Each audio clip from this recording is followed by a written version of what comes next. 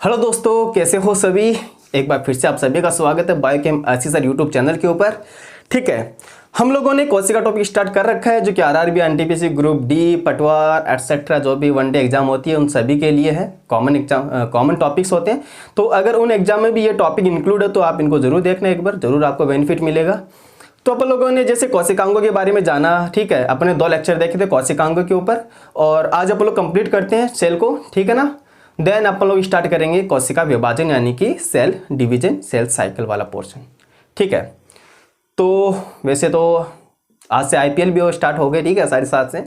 तो कईयों का क्रेज़ रहता है, कई बंदे देखते हैं भैया, बिल्कुल ही एक भी मिस नहीं करते हैं। तो टाइमिंग बिल्कुल ठीक ठाक है, अपना क्लास का टाइम 6 से है और आईपीएल का 7:30 से है, तो कोई प्रॉब्लम वाली बात नहीं होनी चाहिए। क्लास लो आराम से, थोड़ी देर क्वेश्चन बनाओ और फिर चाहे तो आप आईपीएल देख सकते हो, ठीक है ना।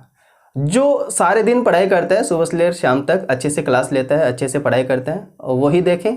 ऐसा नहीं है कि आप पढ़ाई भी नहीं करते हो, सारे दिन आईपीएल में लगे रहोगे तो फिर वो सही नहीं है, ठीक है ना। तो पढ़ाई बहुत ज़्यादा ज़रूरी है। अगर आपको इंटरेस्ट है आईपीएल के अंदर तो पहले अच्छे से क्लियर से पढ़ाई करो, अच्छे से, ठीक है। सुबह से लेकर 6-7 बजे तक आप पढ़ाई करो आराम से, उसके बाद चाहिए तो आप देख सकते हो, ठीक है। तो चलिए स्टार्ट करते हैं आज का टॉपिक अपन लोग, ठीक है। तो आज स्टार्ट करते हैं अपन लोग, जो भी बचा हुआ पार्ट है वो सभी अपन लोग इसके अंदर देखते हैं। हेडिंग डालो दोस्तों, वैक्यूल रिक्तिका, जिसे अपन लोग रसधानी बोलते हैं, ठीक है ना। रसधानी, रसधानी से वैक्यूल, समझना ध्यान से। अब रसधानी के बारे में मैंने आपको पहले भी ऑलरेडी बताया हुआ है थोड़ा बहुत, तो सारी बातें यहाँ पर अपन लोग फिर से डिस्कस करने वाले इसी के अंदर। रसधानी यानी रिक्तिका जो होती है, अगर मैं इसकी स्थिति की बात करता हूँ, स्थिति की बात करते हैं, तो समझना पादप कोशिका के अंदर, पादप कोशिका के अंदर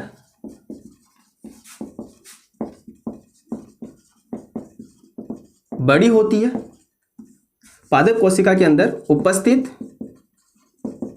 वह बड़ी होती है। कई दफा यह तक देखा गया है कि पादप कोशिका का जो कोशिका द्रव वाला भाग होता है अंदर वाला, उसका 90% भाग तक ये घेरे रहती है। याद रखना इस चीज को, कितना भाग तक ये 90% भाग घेरा रहती है, ठीक है ना, घेरे रहती है, कवर करके रखती है। अब वहीं अगर बात करते हैं अपन लोग जंतु कोशिका के अंदर, जंतु कोशिका के अंदर या तो अनुपस्थित होती है, या तो अनुपस्थित होती है, या फिर अल्प विकसित, या फिर ऐसे बोले कि बहुत ही छोटी होती है साइज के अंदर, अनुपस्थित होती है, या बहुत बहुत छोटी, बहुत छोटी होती है, बहुत छोटी होती है, या तो होगी ही नहीं, सीधी सी बात, अगर होगी तो बहुत छोटी होती है। आपको पता होगा जब मैंने आपको जब मैंने आपको पढ़ाया था स्टार्टिंग के अंदर, तब मैंने बताया था कि पादप कोशिका के अंदर, जंतु कोशिका के अंदर जो केंद्र की स्थिति होती है वो इसी रसधानी के कारण पादप कोशिका में केंद्र किधर खिसक जाता है, परिधि की तरफ। लेकिन जंतु कोशिका में तो रसधानी होती नहीं है, रिक्तिका वगैरह होती नहीं है, अगर होती है तो वो बहुत छोटी होती है, तो उसका इतना ज्यादा फर्क नहीं पड़ता। जो केंद्रक होता है वो सेंटर के अंदर ही उपस्थित होता है, ठीक है ना। तो रिक्तिका की उपस्थिति के कारण ही पादप कोशिका के अंदर केंद्र किधर चला जाता है, परिधि की ओर चला जाता है। इतना क्लियर हुआ, ठीक है। अब बात करते हैं रिक्तिका के झिल्ली की, ठीक है ना, रिक्तिका की झिल्ली। तो रिक्तिका के बाहर जो झिल्ली होती है वो एकल झिल्ली होती है, यानी सिंगल मेम्ब्रेन से ये कवर रहती है, ठीक है, एकल झिल्लीबद्ध होता है, एकल झिल्ली पाई जाती है इसके बाहर। वेरी वेरी इंपॉर्टेंट, ये जो मेम्ब्रेन होती है वो सबसे पतली होती है, थीनेस्ट। अगर आपसे पूछे सबसे पतली झिल्ली किसकी होती है तो आपको बताना पड़ेगा रसधानी की होती है, ठीक है ना। सबसे पतली झिल्ली, सबसे पतली झिल्ली किसकी होती है, इस रसधानी की होती है। अब वहीं बात करें इस झिल्ली का नाम क्या है, तो अगर आपको पूछे कि रसधानी की जो मेम्ब्रेन होती है, झिल्ली होती है, उसका क्या नाम होता है, तो दोस्तों आपको याद रखना है टोनोप्लास्ट। क्या याद रखना है, टोनोप्लास्ट। इसको अपन लोग क्या बोलते हैं बच्चों, टोनोप्लास्ट अपन इसको बोलते हैं, ठीक है ना। तो जो रिक्तिका की मेम्ब्रेन होती है, झिल्ली होती है, उसको अपन लोग क्या बोलते हैं, टोनोप्लास्ट होते हैं, जो कि कोशिका के अंदर उपस्थित जितनी भी झिल्ली होती है उन सभी में सबसे पतली होती है, थिनेस्ट मेम्ब्रेन होती है। साथ ही साथ बात करें, ये जो झिल्ली होती है ये चयनात्मक पारगम्य होती है। कैसी होती है, चयनात्मक पारगम्य होती है। ब्रैकेट में लिख रहा हूं मैं अर्ध पारगम्य, ठीक है ना, अर्ध पारगम्य, अर्ध पारगम्य बोल दो या फिर चयनात्मक सेलेक्टिव परमिएबल बोल दो या फिर सेमी परमिएबल बोल दो। वहीं अगर बात करें कोशिका झिल्ली, तो मैंने आपको बताया था कोशिका झिल्ली के बारे में भी, ठीक है ना, कोशिका झिल्ली। तो कोशिका झिल्ली के अंदर आपने लिखा था चयनात्मक पारगम्य, तो उसके अंदर भी आप ब्रैकेट में जरूर लिखना अर्ध पारगम्य। ये हम लिखे नहीं थे अर्ध पारगम्य, तो वहां पर भी आप लिख लेना अर्ध पारगम्य, ठीक है ना, सेमी परमिएबल होते हैं। क्योंकि यहां से एक बार क्वेश्चन बना हुआ था। अब क्वेश्चन क्या था वो सुनो। क्वेश्चन ये था, निम्न में से कोशिका झिल्ली होती है, फिर से रिपीट कर रहा हूं, निम्न में से कोशिका झिल्ली यानी कि प्लाज्मा मेम्ब्रेन होती है। ऑप्शन सुनिए, पहला ए ऑप्शन है अर्ध पारगम्य, दूसरा है अपारगम्य, तीसरा है पारगम्य, चौथा है कुछ नहीं। तो आपको टिक कौन सा करना है, अर्ध पारगम्य सेमी परमिएबल मेम्ब्रेन, ठीक है ना। तो ये बच्चों आपको याद रखना है। अगर मान लो अर्ध पारगम्य नहीं दे रखा, वहां पर आपको चयनात्मक पारगम्य दे रखा है, सेलेक्टिव परमिएबल दे रखा है, यानी वो कुछ सेलेक्टिव कंपोनेंट्स को ही अपने थ्रू आर पार जाने देती है, तो वो ऑप्शन भी आपको टिक करना है। या तो वो अर्ध पारगम्य देखा या अर्ध पारगम्य की जगह क्या देगा, वो आपको सेलेक्टिव यानी कि चयनात्मक पारगम्य ऑप्शन में देगा। बोलो क्लियर हुआ इतना सा, ठीक है ना। ये सारे पॉइंट आपको याद रखने हैं। तो जो रिक्तिका की यानी जो रसधानी की मेम्ब्रेन होती है वो भी कैसी होती है, अर्ध पारगम्य होती है। अब एक चीज सुनना ध्यान से, इसके अंदर क्या भरा रहता है, यानी कि रसधानी के अंदर क्या भरा रहता है, समझना ध्यान से। तो रसधानी के अंदर जो चीज भरी रहती है उसको ध्यान से समझना। इसमें कठोर व तरल पदार्थ भरा रहता है, कठोर व तरल पदार्थ भरा रहता है, जिसको अपन लोग क्या बोलते हैं, कोशिका रस या फिर कोशा रस, क्या बोलते हैं उसको अपन लोग, वेरी वेरी इंपॉर्टेंट, कोशिका रस, कोशिका रस या फिर कोशा रस। दिख रहा होगा बच्चों, कोशिका रस या फिर कोशा रस। इंग्लिश में अपन इसको बोलते हैं सेल सेप, क्या बोलते हैं उसको अपन लोग, सेल सेप अपन लोग इसको बोलते हैं। बच्चों याद रखना इस चीज को, क्या बोलते हैं उसको अपन लोग, सेल सेप अपन लोग इसको बोलते हैं।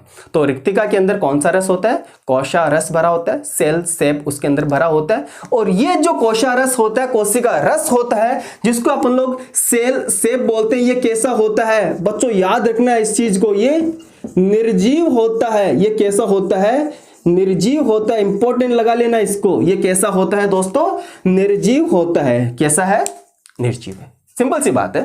तो ये सारे पॉइंट अपन को इससे रिलेटेड याद रखने हैं। अब बात करते हैं इसके अंदर इसका कार्य क्या है।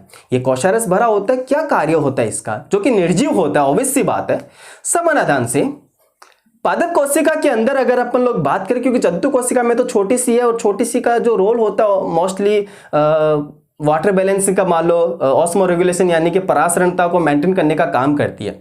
वहीं बात करें पादप कोशिका में जो रसधानी पाई जाती है, उसका क्या रोल है, क्या उसका कार्य होता है, ठीक है। तो मैं ये रफ कर रहा हूं, स्क्रीनशॉट ले लो या फिर आप साथ साथ नोट कर रहे होगे। सारे पॉइंट बच्चों इंपॉर्टेंट हैं और सारे पॉइंट ही आपको आने चाहिए। इधर वाला दिख रहा है ना आपको, एक बार चेक कर लेते हैं। कई दफ़ा होता है नहीं दिखता, तो ये आपको दिख रहा है। नेक्स्ट पॉइंट्स के अपन लोग बात कर लेते हैं, समझना ध्यान से। ओके क्या कार्य होता है पादप कोशिका के अंदर इस रसधानी का, समझना। कार्य लिखना, पादप कोशिका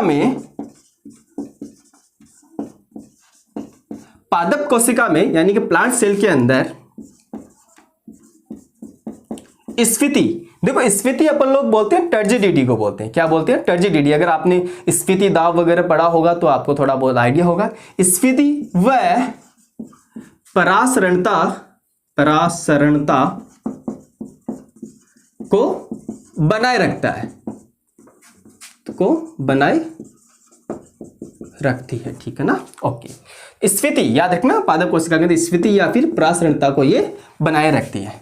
नेक्स्ट बात करते हैं जो कि क्वेश्चन आया हुआ है यहां से।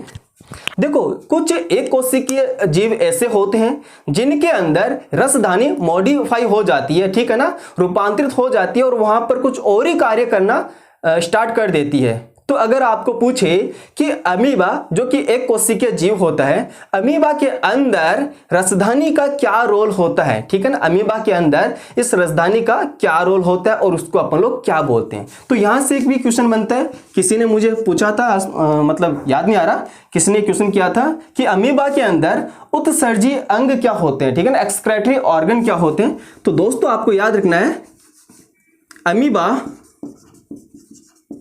अमीबा में यह रसधानी जो वैक्यूल होती है उसको अपन लोग बोलते हैं संकुचनशील रसधानी। संकुचनशील रसधानी पाई जाती है अमीबा में, क्या संकुचनशील रसधानी होती है, ठीक है ना। ये थोड़ी सी डेवलप हो जाती है, मॉडिफाई हो जाती है, ठीक है। कॉन्ट्रेक्टाइल वैक्यूल अपन उसको बोलते हैं। अमीबा के अंदर कॉन्ट्रेक्टाइल वैक्यूल पाई जाती है, यानी कि संकुचनशील रसधानी पाई जाती है। इसका कार्य क्या होता है, ये थोड़ा सा इंपॉर्टेंट है, इसका रोल क्या है। तो इसका कार्य है बच्चों याद रखना, यह है उत्सर्जन। उत्सर्जन में उत्सर्जन का कार्य करती है, उत्सर्जन का कार्य करती है। तो ये जो संकुचनशील रसधानी होता है, तो याद रखना है अमीबा के अंदर ये एक्सक्रेशन का कार्य करती है, उत्सर्जन का काम करती है। इसका मतलब हम लोग बोल सकते हैं कि अमीबा के अंदर जो कॉन्ट्रेक्टाइल वैक्यूल यानी कि संकुचनशील रसधानी होती है, वो एक तरह से उत्सर्जी अंग है। क्या है वो? एक तरह से उत्सर्जी अंग है, क्योंकि आप लोगों को पता है उत्सर्जी अंग ही क्या काम करता है, उत्सर्जन का काम करता है।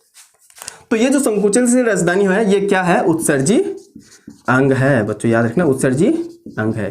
किसके अंदर? अमीबा के अंदर। अमीबा भी है, इसके साथ साथ पैरामीशियम भी आप लोग याद रख सकते हो, ठीक है। लेकिन मोस्ट ऑफ आपको क्वेश्चन पूछेगा तो वो अमीबा से ही पूछेगा कि अमीबा के अंदर उत्सर्जी अंग क्या है, आपको बताना पड़ेगा। संकुचनशील रसधानी। अमीबा के अंदर उत्सर्जन का कार्य कौन करता है? संकुचनशील रसधानी यानी कॉन्ट्रेक्टाइल वैक्यूल ये कार्य करता है।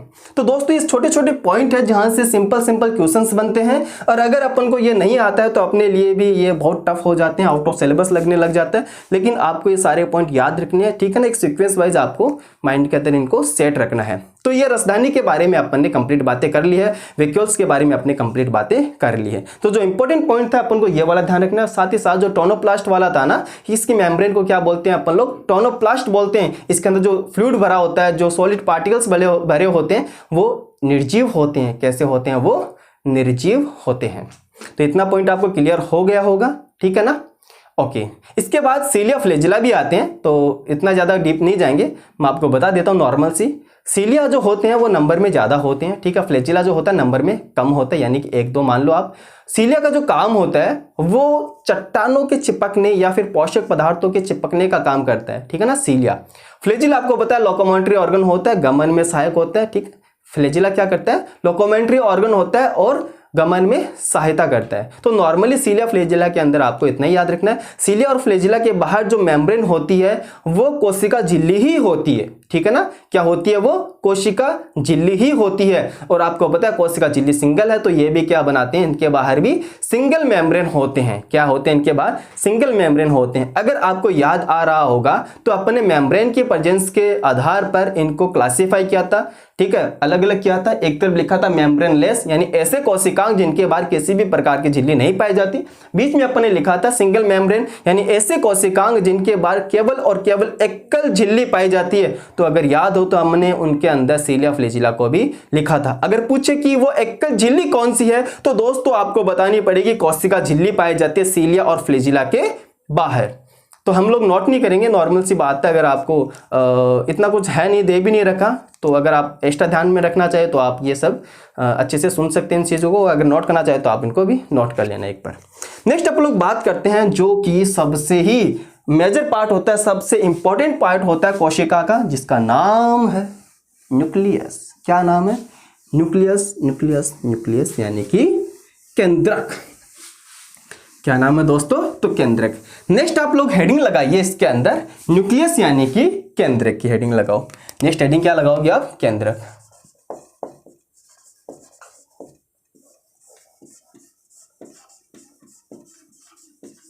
न्यूक्लियस। ओके, समझना ध्यान से। इसके अंदर आपको सबसे पहले साइंटिस्ट का नाम याद रखना है जिसने न्यूक्लियस के बारे में सबसे अच्छे से कार्य किया था, विस्तृत उनका अध्ययन किया था और न्यूक्लियस नाम दिया था, जिनका नाम है रॉबर्ट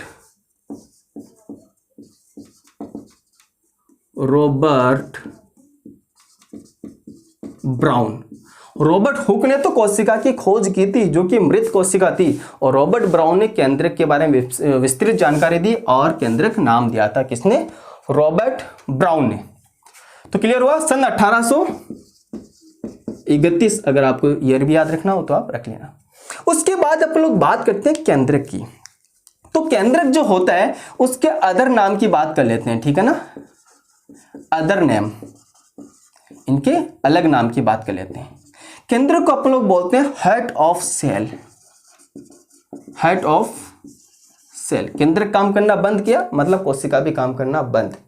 लेकिन कुछ ऐसे भी हैं जिनके अंदर केंद्रक नहीं है फिर भी काम कर रही है, कोई बात नहीं, बहुत अच्छी बात है।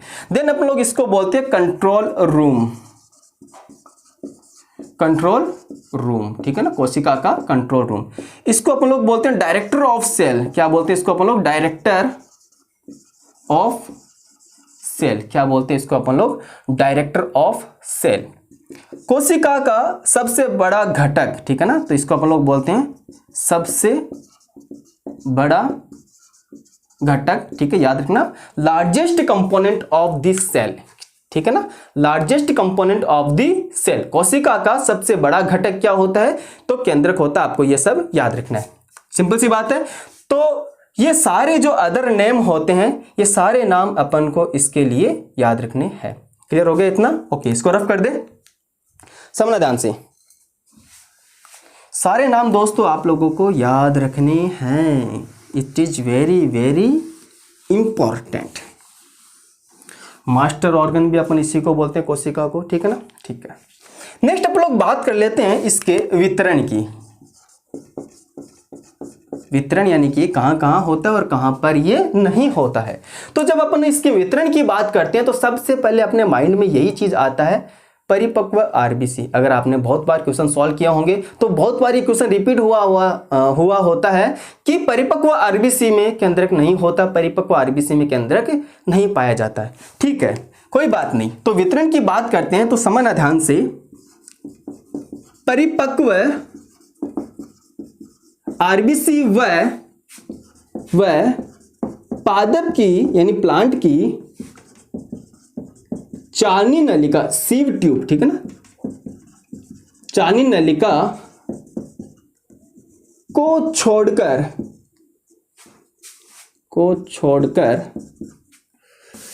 सभी यूकैरियोटिक कोशिका में पाया जाता है। सभी यूकैरियोटिक कोशिका में पाया जाता है। ठीक है भाई, याद आ गया? अभी सभी यूकैरियोटिक कोशिका पाया जाता है। केवल दो ही कोशिका को छोड़ना है, एक तो परिपक्व आरबीसी और साथ ही साथ पादप की चालनी नलिका। तो ये टर्म्स आपको डायरेक्टली याद रखना, चालनी नलिका, सीव ट्यूब अपन इसको बोलते हैं। ठीक है सर, हो गया याद। नेक्स्ट अपन लोग बात करते हैं प्रोकैरियोटिक कोशिका में। प्रोकैरियोटिक सेल यानी कोशिका में अल्प विकसित होता है। कैसा होता है? अल्प विकसित केंद्रक होता है। अब बताओ इसको क्या बोलते हैं? अल्प विकसित केंद्रक होते हैं। इसको अपन लोग क्या बोलते हैं? याद करो, जीनोफोर। क्या बोलते हैं इसको अपन लोग? जीनोफोर, या फिर इसको अपन लोग बोलते हैं न्यूक्लियोइड। कुछ याद आया? ठीक है ना? अपन ने जब प्रोकैरियोटिक और यूकैरियोटिक कोशिका के अंदर अंतर पढ़ रहे थे तो दूसरा डिफरेंस मैंने यही करवाया था।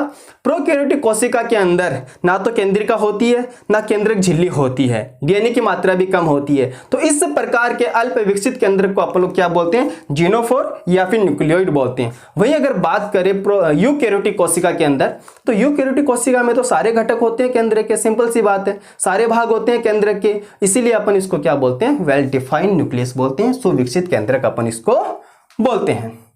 तो वितरण आपको क्लियर हुआ अच्छे से, ठीक है ना, वितरण आपको क्लियर हुआ। अब बात कर लेते हैं स्थिति, पोजीशन, स्थिति पोजीशन की बात करते हैं केंद्रक के अंदर।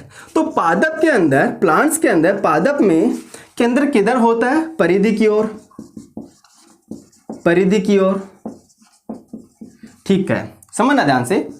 और जंतु कोशिका में, जंतु कोशिका में कहां होता है, ये केंद्र में होता है, ठीक है, याद रखना सेंटर में होता है। जैसे मैंने अभी आपको बताया था, पादप कोशिका के अंदर रसधानी आ जाती है, वैक्यूल आ जाता है, तो वैक्यूल आने के कारण केंद्र किधर चला जाता है, परिधि की ओर खिसक जाता है। वहीं अगर बात करें जंतु कोशिका में, तो जो वैक्यूल होता है उसकी साइज बहुत छोटी होती है या फिर वो होता ही नहीं है। इस पर्पज से जो न्यूक्लियस होता है, केंद्रक होता है, वो कहां पर पाया जाता है, केंद्र के अंदर, यानी कि सेंटर के अंदर पाया जाता है।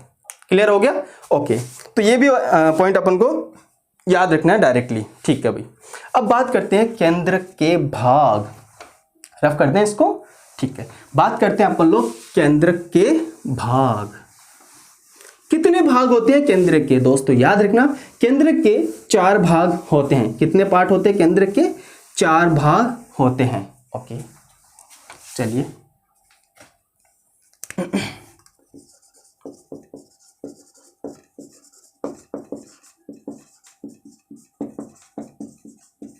कौन कौन से, समझना ध्यान से, डायग्राम बनाएंगे और इधर लिखेंगे। तो सबसे पहले केंद्रक में होता है केंद्रक झिल्ली, ठीक है ना। और केंद्रक झिल्ली कैसी होती है, डबल मेम्ब्रेनस होती है, ठीक है भैया। ये सारी बातें अपन ने पहले कर ली थी, ठीक है ना। इसके बीच बीच में पोर भी होते हैं, छिद्र भी होते हैं, ठीक है ना, ये पोर वगैरह छिद्र वगैरह है, ठीक है, ठीक है, समझना। तो पहला भाग तो केंद्रक झिल्ली, न्यूक्लियर मेम्ब्रेन अपन इसको बोलते हैं। दूसरा, इसके अंदर एक मेम्ब्रेनस लेस, ठीक है ना, झिल्ली का विहीन संरचना होती है, उसको अपन लोग क्या बोलते हैं, केंद्रिका बोलते हैं। क्या बोलते हैं इसको अपन लोग, केंद्रिका बोलते हैं, ठीक है ना। केंद्रिका का क्या कार्य होता है, ये राइबोसोम का निर्माण करती है, साथ ही साथ ये प्रोटीन संश्लेषण भी करती है। इसी के अंदर एक धागीनुमा संरचना पाई जाती है, ठीक है, जिसको अपन लोग क्या बोलते हैं, क्रोमेटिन तंतु, क्रोमेटिन तंतु पाया जाता है। और इसी में भरा होता है द्रव, फ्लूइड भरा होता है, ठीक है। इसको अपन लोग क्या बोलते हैं, इस फ्लूइड को, अब ये केंद्रक के अंदर फ्लूइड भरा हुआ है, इसलिए अपन इसको बोलते हैं केंद्रक द्रव। अगर कोशिका के अंदर होता है तो उसको अपन लोग क्या बोलते हैं, कोशिका द्रव, ठीक है ना। तो इसको आप लोग अच्छे से याद रखना, केंद्र के अंदर भरा हुआ जो द्रव होता है उसको अपन लोग बोलते हैं केंद्रक द्रव, और कोशिका के अंदर जो द्रव भरा होता है उसको अपन लोग बोलते हैं कोशिका द्रव। तो ये तो हो गया न्यूक्लियोप्लाज्म, यानी कि केंद्रक द्रव अपन इसको बोलते हैं, ठीक है। तो इधर भी मैं सारे नाम लिख रहा हूं। इसके अंदर फर्स्ट आता है केंद्रक झिल्ली, न्यूक्लियर मेम्ब्रेन। दूसरा क्रोमेटिन तंतु। तीसरा केंद्रिका, और यह है केंद्रक द्रव। समझना ध्यान से, इंपॉर्टेंट पॉइंट्स, एक और इंपॉर्टेंट पॉइंट्स आ जाता है।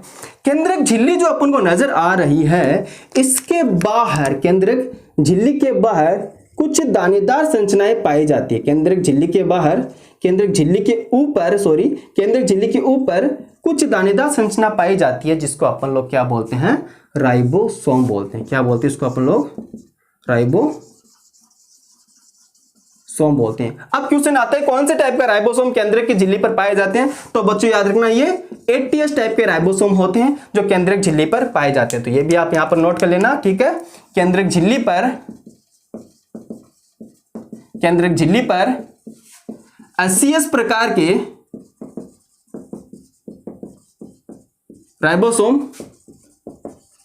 पाए जाते हैं। SCS प्रकार के राइबोसोम पाए जाते हैं।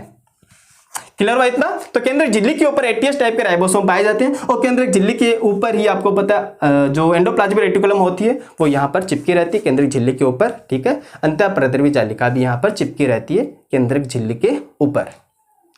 तो क्लियर हुआ इतना सा? सारी चीजें अपन ने जानी केंद्रक के बारे में, कौन कौन से भाग होता है केंद्रक के अंदर, ठीक है। अब ध्यान देने वाली बात ये होती है, देखो जैसे कि मैंने आपको कोशिका द्रव्य मैंने आपको बताया था, रफली बताया था क्योंकि मैंने आपको नोट नहीं करवाया, तो उसके अंदर मैंने एक टर्म्स यूज किया था साइक्लोसिस। क्या यूज किया था? साइक्लोसिस, यानी कि परिभ्रमण। हिंदी में क्या बोलते हैं उसको अपन लोग? परिभ्रमण।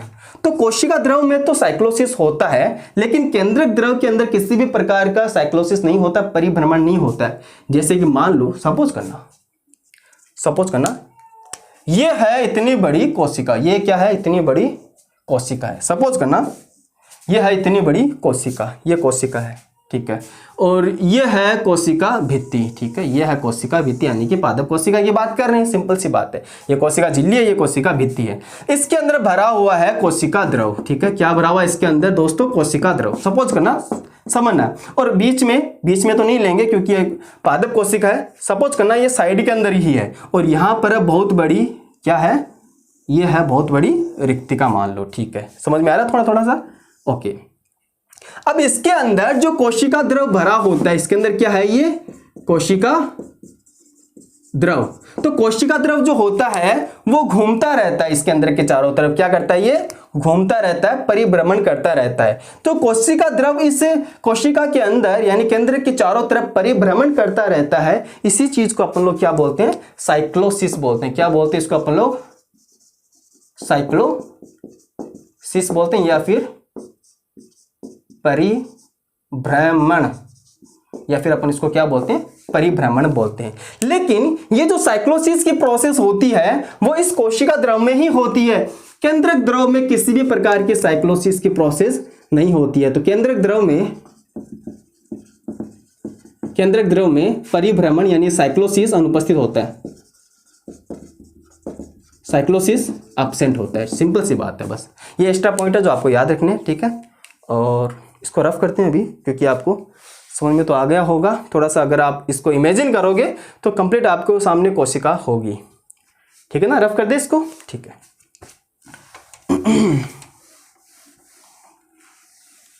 केंद्रक झिल्ली मैंने बता दिया, दोहरी झिल्ली है। सिंपल सी बात है ना, आप इसको जरूर नोट करना। वैसे तो मैंने आपको नोट करवा दिया था, फिर भी यहाँ का पॉइंट है तो आपको यहाँ पर इसको दोबारा से नोट कर लेना है।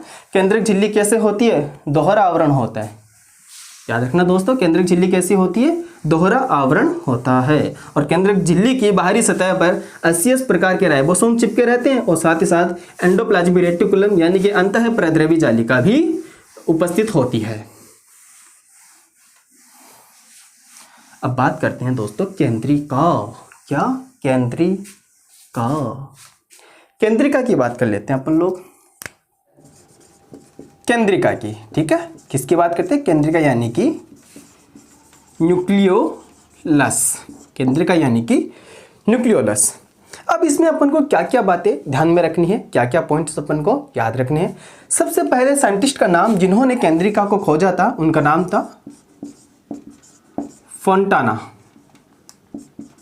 क्या नाम था? फोंटाना। सन आपको याद रखना, सन 1774, यानी कि एंटोनी व ल्यूवेनहॉक ने जब जीवित कोशिका को देखा था उसके 100 साल बाद। उन्होंने कब देखा था? सन 1674 में। और ये कब खोज हुई थी केंद्रिका की? सन 1774, यानी कि 100 साल बाद। नेक्स्ट पॉइंट अपन को ध्यान रखना है केंद्रिका के अंदर कि ये झिल्लिका विहीन संरचना होती है। याद रखना, केंद्रिका झिल्लिका विहीन संरचना होती है। Very very important. हमने हालांकि पहले भी इसके बारे में बातें कर लिए थे, तो यहां पर भी आपको याद रखना, केंद्रिका झिल्लिका विहीन संरचना होती है। नेक्स्ट पॉइंट अपन को क्या याद रखना है कि कुछ कोशिका ऐसे होती है जो अच्छे से फंक्शन करती है, प्रोटीन का निर्माण अच्छे से करती है, ठीक है, यानी कि उनको ज्यादा प्रोटीन का संश्लेषण करना होता है। तो ऐसी कोशिकाओं के अंदर केंद्रिका का साइज भी बड़ा होता है और केंद्रिका के नंबर भी ज़्यादा होती है, सिंपल सी बात है। तो ऐसा नहीं है कि हर एक कोशिका के अंदर केवल एक ही केंद्रिका होती है, नहीं, एक से ज़्यादा भी हो सकती है। तो लिखना केंद्रिका की संख्या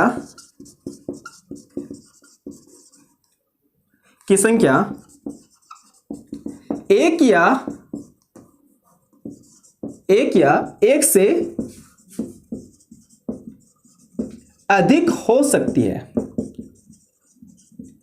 कोई कहता है कि नहीं भैया एक कोशिका में सिर्फ एक ही न्यूक्लियोलस होता है, एक ही केंद्रिका होता है, स्टेटमेंट गलत है। ध्यान से समझना, स्टेटमेंट क्या है, कंप्लीटली वो रॉन्ग है। बट कुछ कोशिका ऐसी भी होती है जिनमें एक से ज्यादा न्यूक्लियोलस होता है, ठीक है, एक से ज्यादा केंद्रिका पाई जाती है जो कि ज्यादा फंक्शन करती है, ज्यादा प्रोटीन का निर्माण करती है, ठीक है। नेक्स्ट अपन लोग बात करते हैं, इंपॉर्टेंट पॉइंट क्या है नेक्स्ट, केंद्रिका जो है, केंद्रिका में समझना, केंद्रिका में राइबोसोम का निर्माण होता है। केंद्रिका में राइबोसोम का निर्माण होता है। Very very important. अगर आपको पूछे कि भैया राइबोसोम का निर्माण कहां होता है, तो आपको बताना है केंद्रिका के अंदर राइबोसोम का निर्माण होता है। इसी बेसिस पर अपन लोग क्या बोलते हैं इसको, राइबोसोम फैक्ट्री। क्या बोलते हैं, राइबोसोम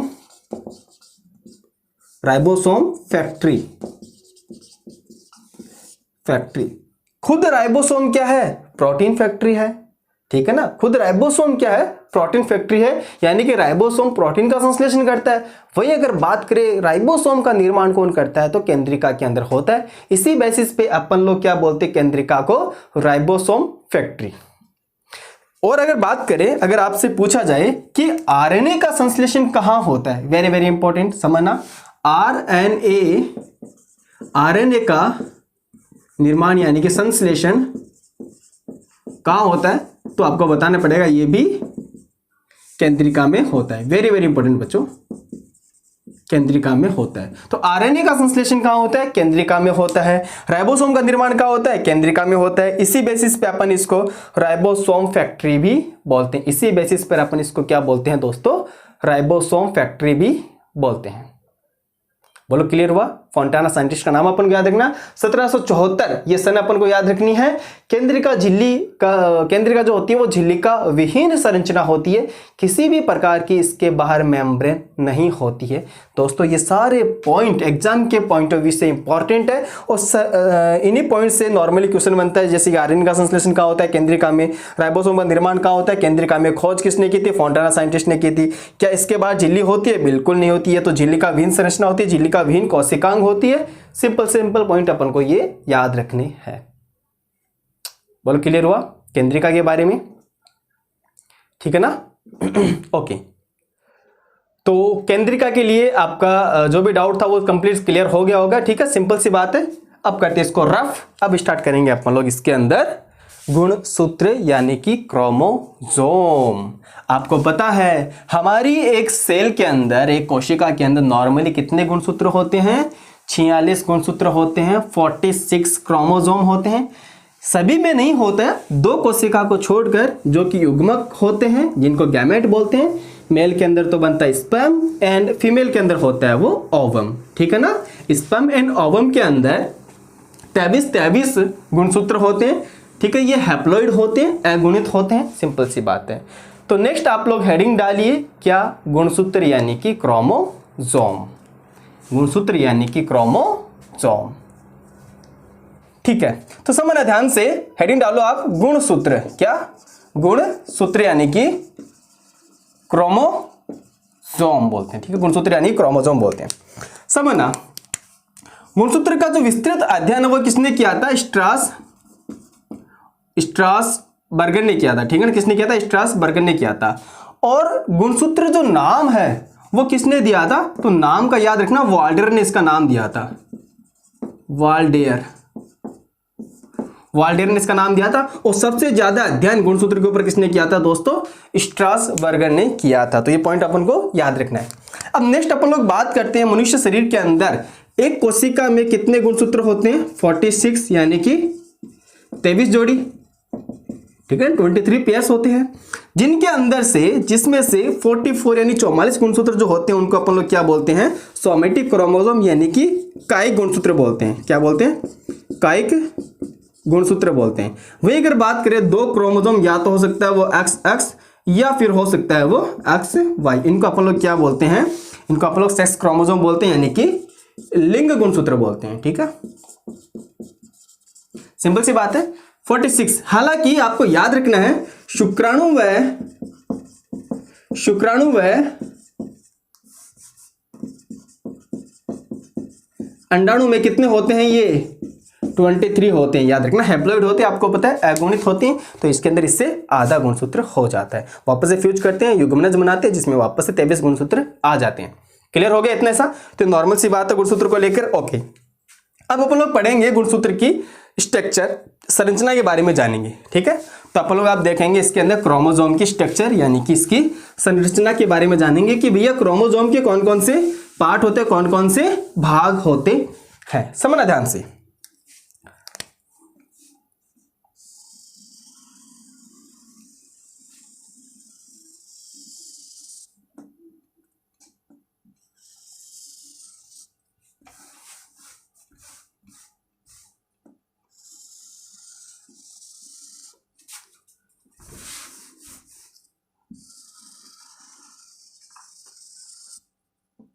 ओके, इसके सेंटर में पाया जाता है सेंट्रोमियर। ठीक है ना? ओके, ध्यान समझना डायग्राम को। ये क्या है? क्रोमोनिमेटा।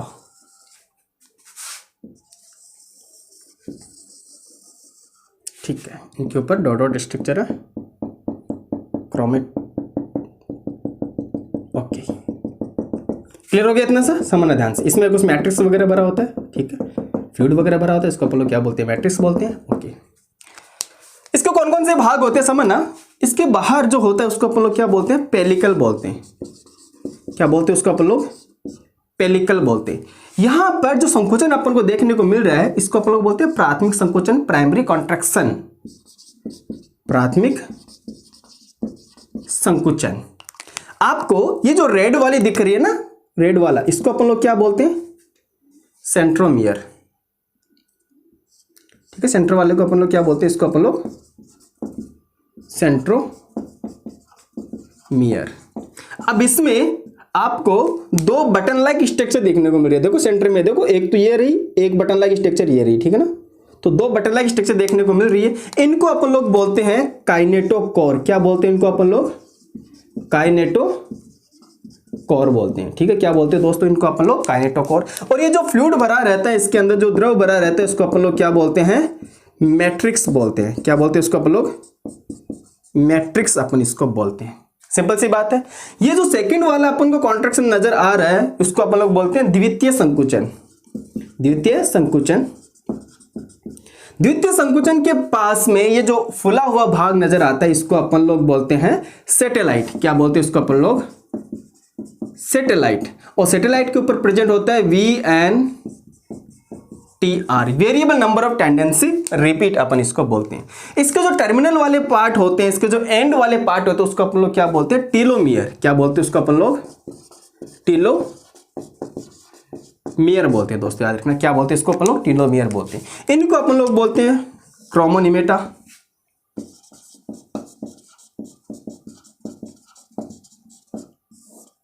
क्रोमोनिमेटा बोलते हैं। इतने पॉइंट क्लियर हुए आप सभी के? ठीक है ना? ये सारे पॉइंट आपको क्लियर होने चाहिए, सारे पॉइंट याद होने चाहिए। जल्दी से इसका स्क्रीनशॉट ले लो आप। हो गया इतना? ठीक है, समझना ध्यान से। अब इसके अंदर जो पेलिकल होती है, वो पेलिकल जो होती है, यहां से क्वेश्चन बनता है दोस्तों, समझना ध्यान से। इसके बाहर कौन सी परत होती है? पेलिकल वाली। क्या है? पेलिकल वाली। पेलिकल। ये जो पेलिकल होती है वो अनुवांशिक पदार्थों से मिलकर बनी होती है। अनुवांशिक पदार्थ, अनुवांशिक पदार्थों की बनी होती है। याद रखना दोस्तों, ये किसकी बनी होती है? अनुवांशिक पदार्थों की बनी होती है। डीएनए एब्सेंट होता है, सिंपल सी बात है। तो पेलिकल के अंदर क्या है? कुछ भी नहीं है, क्योंकि ये तो अनुवांशिक पदार्थों से मिलकर बनी होती है, यानी कि इसके बाहर मेम्ब्रेन नहीं होती है। पॉइंट आपको ये याद रखना कि गुणसूत्र के बाहर किसी भी प्रकार की झिल्ली नहीं होती है। गुणसूत्र के बाहर किसी भी प्रकार की झिल्ली नहीं होती है, इसको अपन लोग क्या बोलते हैं, झिल्लिका विहीन, झिल्लिका विहीन। याद रखना क्या बोलते हैं इसको अपन लोग, झिल्लिका विहीन। अब आपको ये कहां पर नोट करना है, स्टार्टिंग के अंदर अपन लोगों ने देखा था इधर तो झिल्लिका विहीन कोशिकांग, इधर अपन ने देखा था एकल झिल्लियुक्त, इधर देखा था दोहरी झिल्लियुक्त। तो जो झिल्लिका विहीन वाले के अंदर आपको गुणसूत्र भी लिखना है, क्रोमोसोम भी लिखना है। गुणसूत्र के बाहर किसी भी प्रकार की झिल्ली नहीं होती है। पेलिकल जो होती है वो बाह्य परत होती है, किसकी बनी होती है, अनुवांशिक पदार्थों की बनी होती है। ये मेम्ब्रेन नहीं होती है, झिल्ली थोड़ी ना है। तो याद रखना गुणसूत्र के बाहर किसी भी प्रकार की झिल्ली नहीं पाई जाती है। वेरी वेरी इंपॉर्टेंट दोस्तों, याद रखना ये क्या है, वेरी वेरी इंपॉर्टेंट पार्ट हो गया। इतना क्लियर हो गया, ओके। गुणसूत्र जो होते हैं वो भौतिक आधार होते हैं अनुवांशिकी के। याद रखना इस चीज को, गुणसूत्र, गुणसूत्र क्या है, गुणसूत्र क्या है, अनुवांशिकी के भौतिक आधार है। याद रखना अनुवांशिकी के भौतिक आधार। अगर आपसे पूछे कि भैया रासायनिक आधार क्या है, अनुवांशिकी का रासायनिक आधार क्या है, तो आपको बताना पड़ेगा, ध्यान से समझना, रासायनिक, रासायनिक आधार क्या होगा, रासायनिक आधार होता है डीएनए। क्या होता है दोस्तों, DNA, deoxy ribose nucleic acid. अनुवांशिकी का रासायनिक आधार, अनुवांशिकी का रासायनिक आधार तो क्या होता है, डीएनए होता है, और भौतिक आधार क्या होता है, गुणसूत्र होता है। तो आप एक नोट डाल के लाइन लिख लेना, अनुवांशिकी का भौतिक आधार इक्वल टू गुणसूत्र। नेक्स्ट पॉइंट लिखना, अनुवांशिकी का रासायनिक आधार इज इक्वल टू डीएनए। ठीक है, और अगर आपसे पूछे अनुवांशिकी की इकाई, ठीक है, हेरिडेटरी यूनिट अगर आपसे पूछते हैं, अनुवांशिकी की इकाई पूछता है, तो आपको लगाना पड़ेगा जीन। ठीक है ना। तो तीनों पॉइंट आप एक बॉक्स के अंदर नोट करना जरूर से, ठीक है ना, क्योंकि यहां से डायरेक्टली क्वेश्चन आ जाता है और अपन को इसके अंदर कंफ्यूजन हो जाता है कि भैया अनुवांशिक आधार भौतिक आधार क्या है। तो नॉर्मली आपको डायरेक्टली याद रखना इस चीज को। ठीक है, तो गुणसूत्र वाला फंडा अपना क्लियर हो गया, सिंपल सी बात है, इसकी स्ट्रक्चर वगैरह होगी। ठीक है भाई, अब नेक्स्ट बात करते हैं अपन लोग कि कुछ गुणसूत्र ऐसे भी होते हैं जो सबसे बड़े होते हैं। ठीक है, बड़े गुणसूत्र होते हैं, तो कई बार पूछ लेते हैं कि बड़ा गुणसूत्र कौन सा है। तो आपको याद रखना है दो गुणसूत्र, एक तो होता है लैंप ब्रश गुणसूत्र। क्या दोस्तों, एक होता है लैंप ब्रश गुणसूत्र,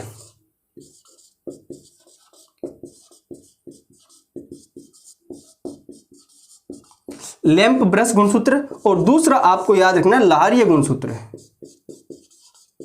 लाहरीय गुणसूत्र सेलेवरी क्रोमोसोम। लाहरीय गुणसूत्र का अपन लोग प्लॉयटीन भी बोलते हैं। क्या बोलते हैं अपन इसको, प्लॉयटीन भी अपन इसको बोलते हैं, प्लॉयटीन भी अपन इसको बोलते हैं। क्लियर हो गया इसका। तो या तो लाहरीय गुणसूत्र बोलते हैं, फिर प्लॉयटीन बोल दो, और दूसरा अपन को याद रखना लैंप ब्रश गुणसूत्र। ठीक है ना, तो लैंप ब्रश क्रोमोसोम, और दूसरा अपन को याद रखना सेलेवरी क्रोमोसोम, जिसको अपन लोग क्या बोलते हैं, प्लॉयटीन भी बोलते हैं। बड़े गुणसूत्र होते हैं, इनको अपन लोग इजीली देख पा सकते हैं।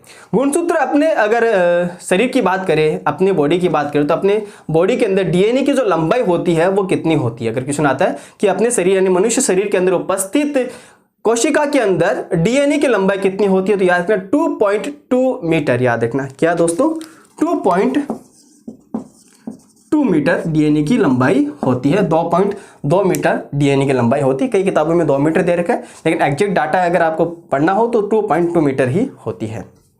क्लियर हो गया इतना। ठीक है, तो डीएनए की लंबाई अपन को याद रखना है।